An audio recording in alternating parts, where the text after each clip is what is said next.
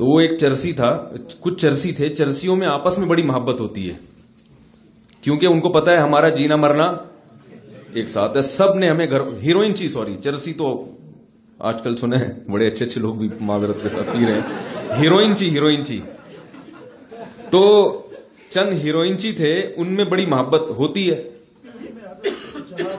جی اچھا, جہاز اس لیے کہتے ہیں وہ آسمانوں پہ رہتے ہیں نا.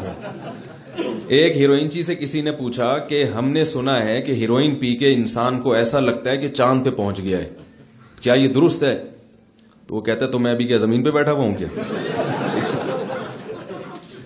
میں ابھی کیا زمین پہ نظر آ رہا ہوں؟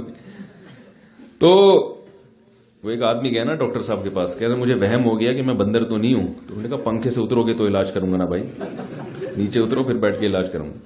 تو خیر کچھ ہیروئنچی تھے, تو ان میں سے ایک کا انتقال ہو گیا. اب ہیروئنچیوں کو کیا پتا قبرستان کدھر ہے, غسل کفن دفن کیا ہوتا ہے.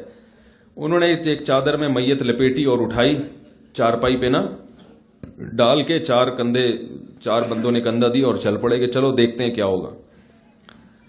تو وہ اب کہیں بازار کی طرف سے جا رہے تھے, تو جس نے بھی جو بھی دیکھتا ہے جنازہ آ رہا ہے سب کندھا دینے کی کوشش کرتے ہیں. تو جیسے جیسے نئے لوگ آتے گئے وہ پرانے ہیروئنچی آہستہ آہستہ کھسکتے گئے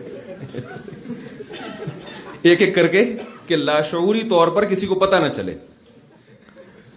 اب وہ تھوڑی دیر کے بعد جا کے نا ایک ایک کر کے سارے کھسک گئے, نئی پبلک. اب وہ جا رہے ہیں, شہر ختم ہو گیا, سڑک ختم ہو گئی, پتہ ہی نہیں چل رہا کہ بھائی جانا کہاں ہے, اس کی قبر ہے کدھر. جائے چلے جا رہے ہیں, جو پرانا ہوتا جائے وہ تھکتا جائے, وہ نکلتا جائے, نئے لوگ آتے جائے. اب جب تک شہر کے اندر تھے تو نئے لوگ آتے رہے, پرانے کھسکتے گئے, لیکن جب شہر کے باہر نکل گئے تو اب نئے لوگوں کے لیے تو جگہ ہے ہی نہیں, کوئی ہے ہی نہیں نیا. وہ لوگ جو پرانے ہو گئے نا اٹھائے, وہ پریشان کہ بھئی اس کو لے کے کدھر جائیں, کہ کس کا جنازہ ہے, کون ہے.